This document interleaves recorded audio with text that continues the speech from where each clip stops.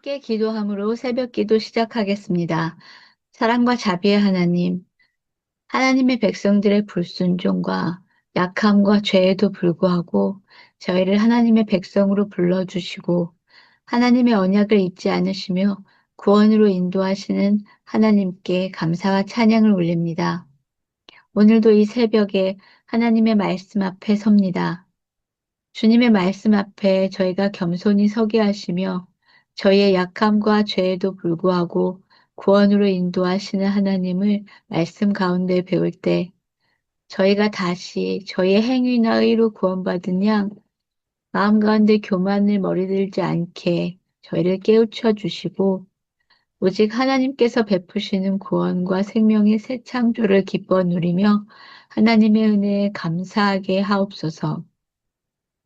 저희의 어려운 삶의 자리마다 순간순간 흔들리는 저희의 약한 믿음을 붙잡아 세워주시고 오늘 받은 말씀으로 하루를 살며 하나님의 구원하심을 소망하는 가운데 먼저 드리는 감사와 믿음으로 두려움을 이기며 승리하는 저희가 되도록 축복하여 주시옵소서.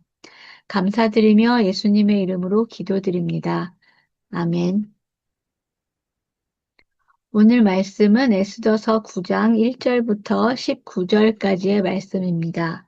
오늘 말씀을 오늘 말씀을 봉독하겠습니다.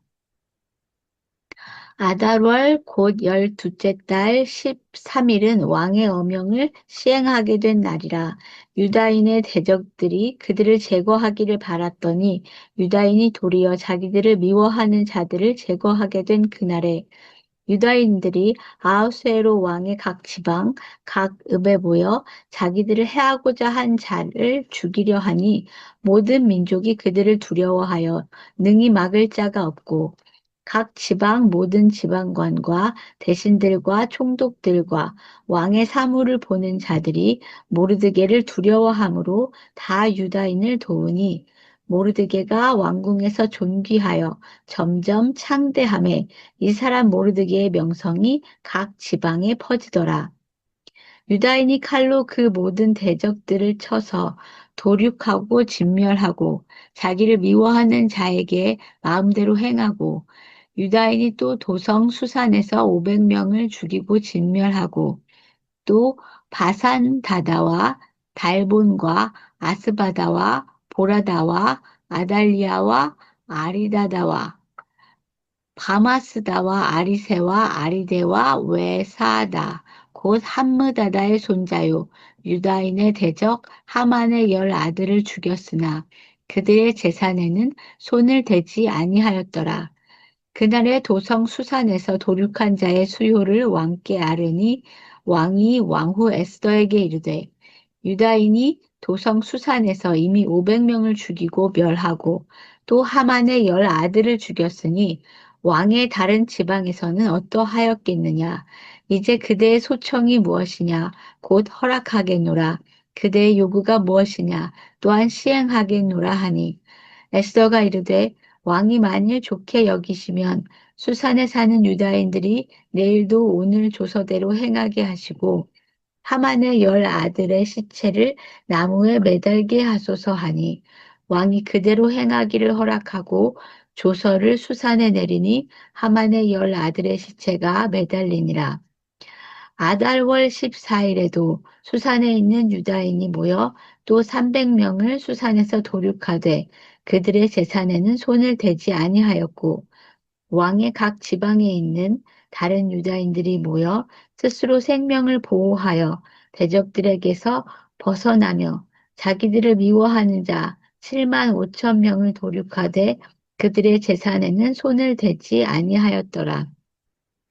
아달월 13일에 그 일을 행하였고 14일에 쉬며 그날의 잔치를 베풀어 즐겼고 수산에 사는 유다인들은 13일과 14일에 모였고 15일에 쉬며 이날의 잔치를 베풀어 즐긴지라.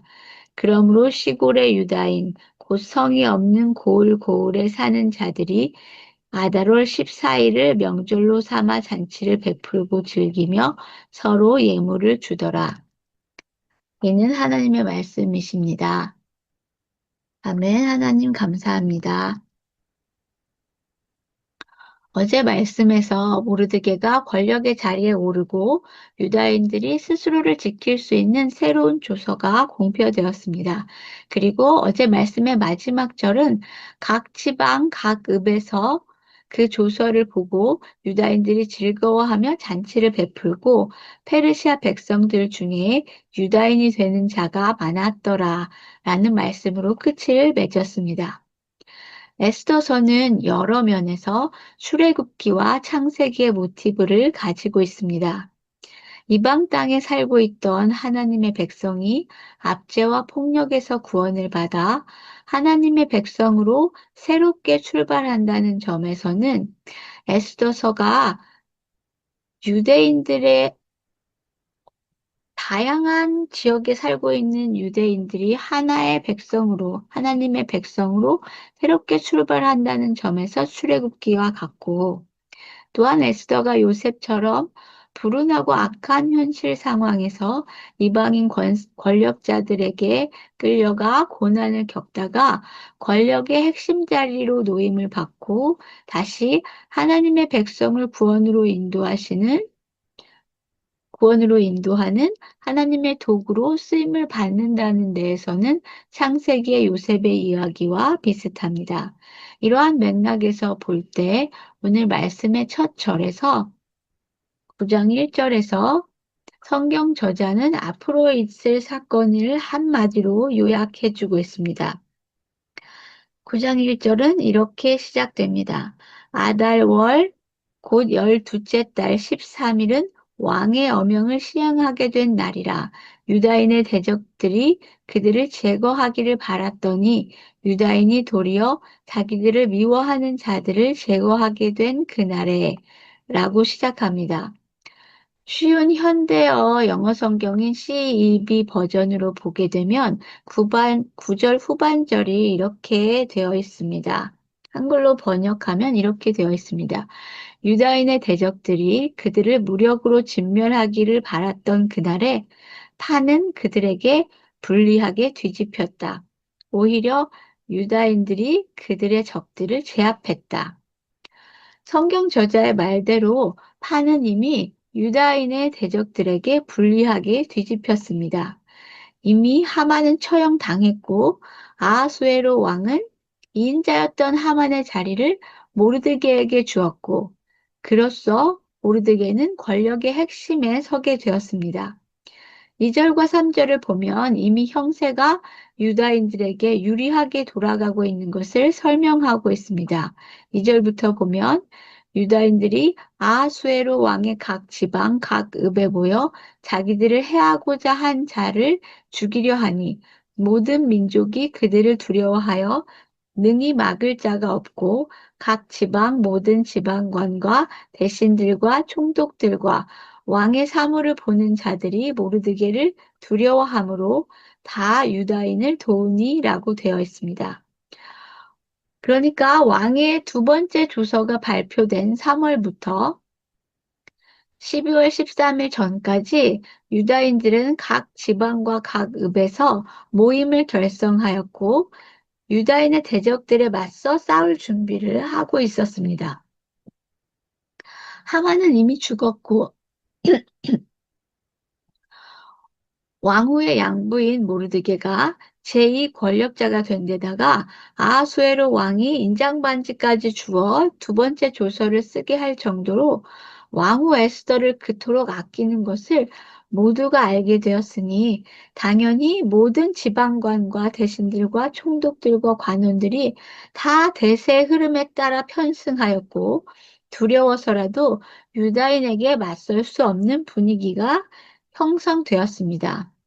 첫 번째 조서의 내용대로라면 유다인의 재산을 탐하는 모든 백성이 유다인의 대적이 될 수 있었지만 이제는 하나님의 은혜로 판이 뒤집혀서 질 것이 뻔한 싸움에 목숨을 내놓을 만한 페르시아인들은 없었을 것입니다. 그럼에도 불구하고 유다인들을 극도로 혐오하는 자들만이 하만의 조서에 근거해서 유다인들을 공격하려 준비하였을 것입니다. 그리고 페르시아의 관리들과 지방관들은 첫 번째 조서와 두 번째 조서가 모두 유효하기 때문에 관망하는 자세를 가지면서 유다인들을 정신적으로 지지해주는 입장에 섰을 것입니다. 4절에 모르드게가 왕궁에서 존귀하여 점점 창대함에 이 사람 모르드게의 명성이 각 지방에 퍼지더라. 라는 말은 모르드게의 성정이나 업적을 칭송하는 것이 아니라 모르드게의 정치적인 영향력과 힘이 커지고 있다는 것을 의미합니다. 이렇게 준비 기간이 흘러서 이제 격전의 날, 아달월, 곧 12째 달 13일이 된 것입니다. 이제 하만을 따르며 유다인을 진멸하고자 했던 세력들, 판이 뒤바뀌었지만 여전히 유다인들에게 극도의 증오심을 가지고 적대적으로 남아있는 자들이 유다인을 공격할 테고 유다인들은 그들의 공격에 맞서 싸워야 할 날이 되었습니다.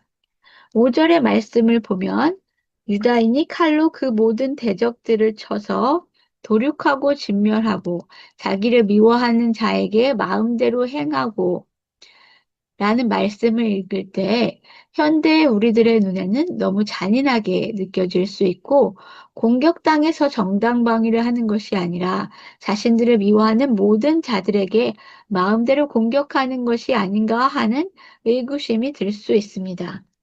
하지만 2절 중반절에 자기들을 해하고자 한 자를 죽이려 하니 라고 하는 대목에서 히브리의 원어는 해하고자 하는 자,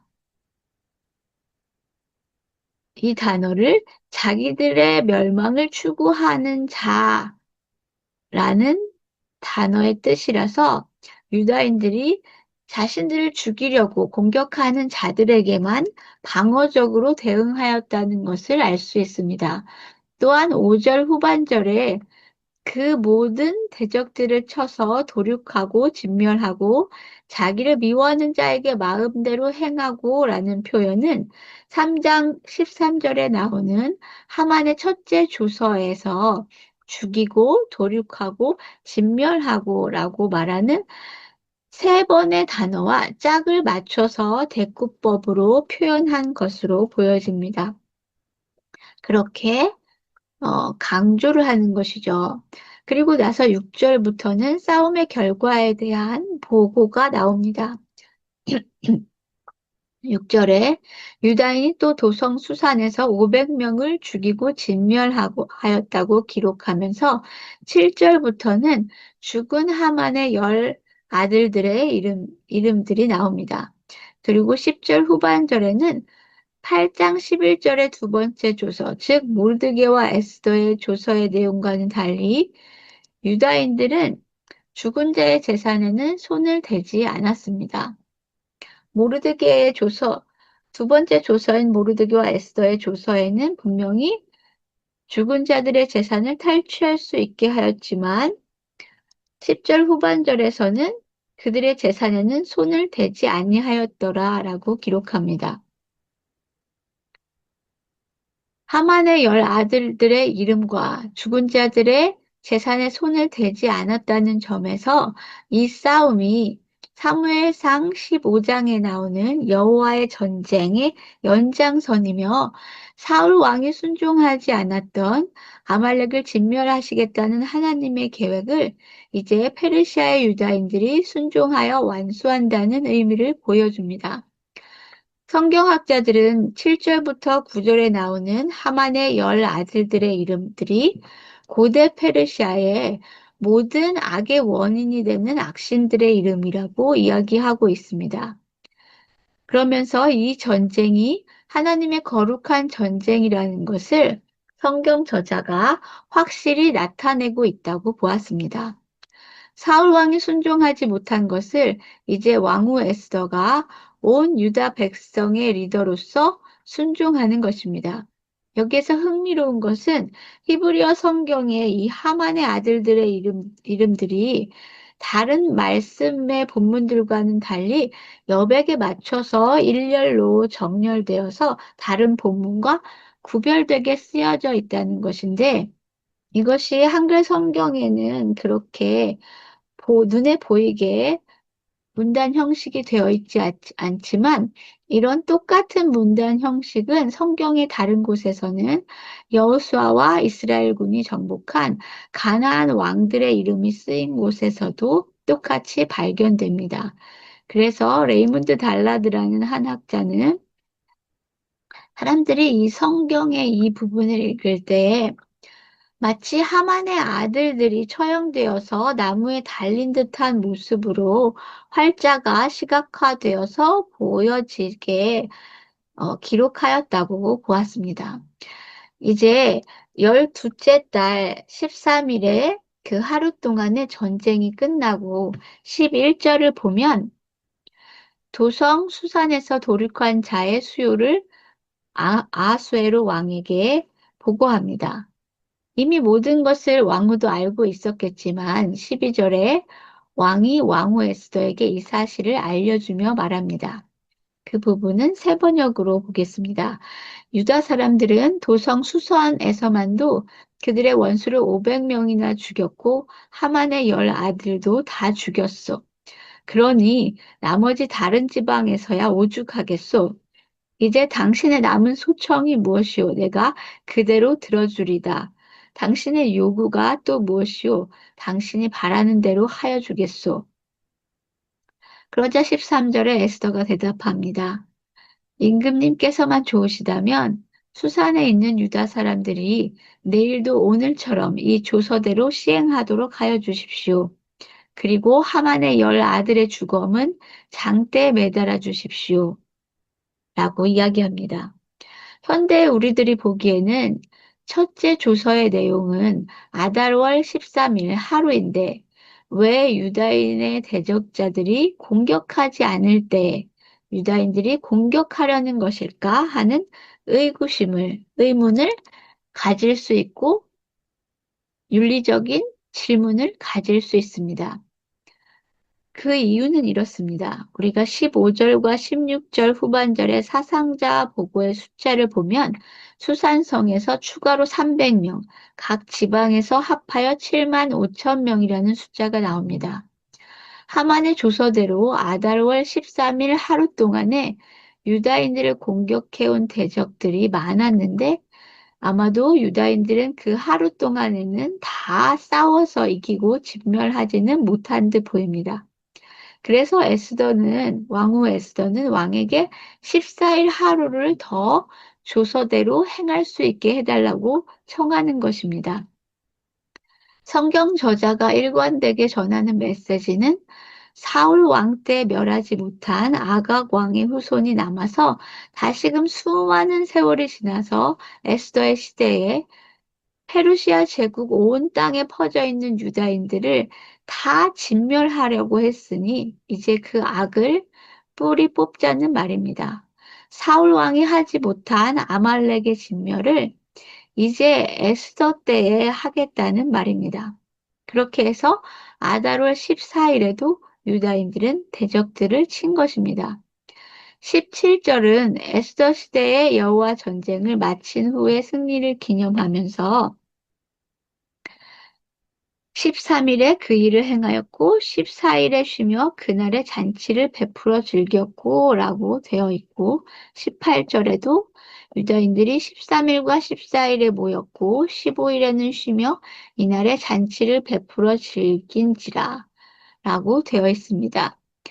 그리고 19절에는 시골의 유다인, 곧 성이 없는 고을에 사는 자들이 아달월 14일을 명절로 삼아 잔치를 베풀고 즐기며 서로 예물을 주더라 라고 기록하면서 이 불임절의 절기를 지키는 풍습이 지방마다 조금 다른 것을 이중적으로 설명하고 있습니다.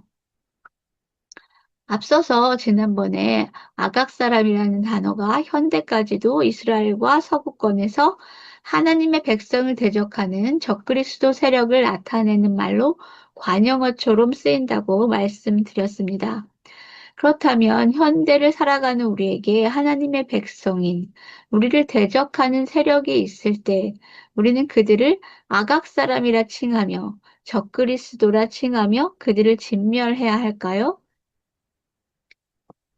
1994년 2월 25일에 한 사건이 있었습니다. 신문 기사의 내용은 이렇습니다. 골드스타인이라는 한 미국계 이스라엘 사람, 그러니까 미국 사람인데 이스라엘로 1980년대에 이민을 갔던 사람이 55명의 팔레스타인 사람들을 헤브론에 있는 아브라함 무덤 사원에서 죽이고 또 170명을 부상당하게 하는 일이 있었습니다. 이 일은 이 사람이 불임절에 사원에서 에스더서를 말씀을 듣고 나서서 행한 일이었습니다. 하나님의 백성이 이 땅에 살아남기 위해서 구원의 역사 초기에는 하나님의 백성을 유지하기 위해서 물리적인 영적 전쟁이 필요했고 대적의 진멸이 필요했던 시점이 있었습니다. 하지만 그것은 예수 그리스도의 십자가의 구원이 있기 이전의 일입니다. 그리고 하나님의 백성 초기의 일입니다. 예수님께서는 마태복음 5장 44절에 너희 원수를 사랑하며 너희를 박해하는 자를 위하여 기도하라고 하셨고, 그렇게 말씀하심으로써 우리의 대적들과의 싸움이 사랑을 무기로 삼아 싸워야 하는 싸움임을 가르쳐 주셨습니다. 신약 시대를 살고 있는 현대의 우리에게 아말렉은 또 적그리스도는 누구이며 또 무엇일까요? 요한일서 2장 18절에 이렇게 말씀하십니다. 아이들아, 지금은 마지막 때라. 적그리스도가 오리라는 말을 너희가 들은 것과 같이 지금도 많은 적그리스도가 일어났으니 라고 말씀하십니다. 그러나 그 앞부분을 살펴보면 16절에 이는 세상에 있는 모든 것이 육신의 정욕과 안목의 정욕과 이생의 자랑이니 다 아버지께로부터 온 것이 아니오 세상으로부터 온 것이라 라고 말씀하십니다. 우리 안에 있는 세상 욕망을 따르려는 속성이 바로 아말렉이고 적그리스도이고 그렇기 때문에 에베소서 6장 12절에서 그 싸움을 위하여 하나님께서는 우리에게 하나님의 전신갑주를 입으라고 말씀하십니다. 에스더서를 통해 볼 때에 우리는 모르드게와 에스더의 조서가 발표되었을 때 여호와의 전쟁은 아직 시작되지 않은 시점이지만 이미 아다롤 13일에 있을 하나님의 백성의 구원은 기정사실이 된 것을 볼 수 있습니다. 마찬가지로 우리들이 살아가고 있는 현실 세계 안에서도 하나님께서 예수 그리스도를 이 땅에 보내셔서 우리의 모든 죄를 십자가에 지고 죽으셨다가 다시 부활하셨을 때 하나님의 백성의 구원과 적그리스도 세력의 패망은 이미 기정사실이 되었습니다. 우리의 싸움은 이미 승리한 것이 기정사실이지만 페르시아에 살고 있던 유다인들이 전쟁을 아직 하고 있을 때처럼 우리는 아직 그 승리를 누리고 만끽하는 상황은 아닙니다.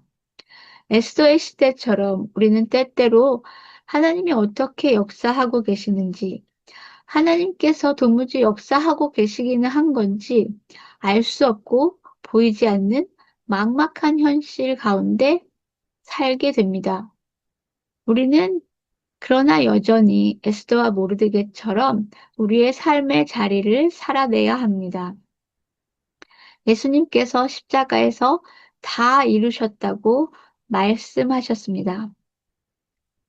성경 저자가 에스더가 페르시아 궁에서 율법대로 살지도 못했고 이방인 왕과 결혼도 아닌 결혼을 하고 또 하나님의 백성의 정체성도 숨기고 사는 사람이었던 걸 그대로 드러내듯이 에스더도 모르드게도 우리와 같이 흠 있고 죄가 있는 죄인입니다.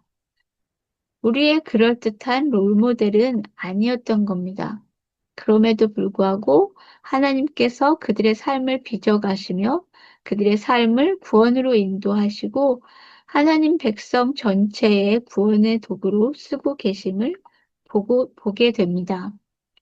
에스더와 모르드게가 그랬듯이 우리는 우리의 막막한 삶 가운데에서 무엇이 맞는 길인지 틀린 길인지 명확히 보이지 않을 때 하나님 앞에 기도하면서 하나님의 구원의 약속을 믿고 모든 것을 하나님의 섭리하심에 맡기며 오늘 하루도 살아내시기를 또 오늘 하루도 믿음 가운데 승리하시기를 축원합니다.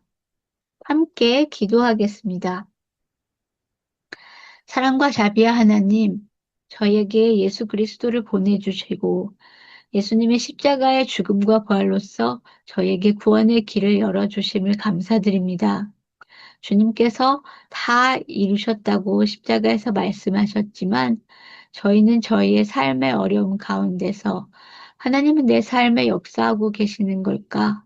언제까지 기다려야 하는 걸까 생각하며 믿음이 흔들릴 때가 많이 있습니다.